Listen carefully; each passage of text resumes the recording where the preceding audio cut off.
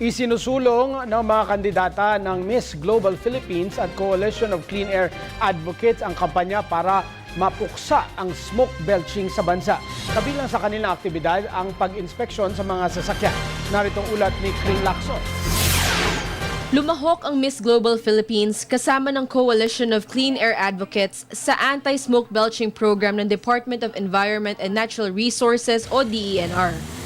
Ang mga kalahok ng beauty contest ay nagtungo sa mga daan ng Quezon City upang tawagin ang atensyon ng mga smoke belchers. Kapag tinawag ay isa sa daan ang mga ito sa isang motor vehicle inspection and maintenance program. Right now, it's more than 50% of the pollution problem in Metro Manila is caused by vehicle pollution.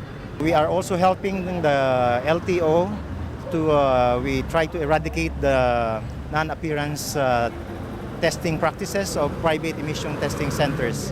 Ayon sa isa sa mga contestant, hindi lamang ito ang aktibidad ng Miss Global at ng koalisyon upang ipromote ang malinis na kalikasan. So today we went to DNR to have some seminars about RA 8749, the Clean Air Act of 1999. We decided to take part in helping the organization promote clean air by planting trees like what we did earlier. Ayon sa CEO ng Miss Global Philippines na si Pauline Laping, nakipag-tie up ng organisasyon sa DENR pati na rin sa Land Transportation Office. Aniya, isa lamang ang clean air sa advokasya nila. This is to help the government promote the tourism here in our industry.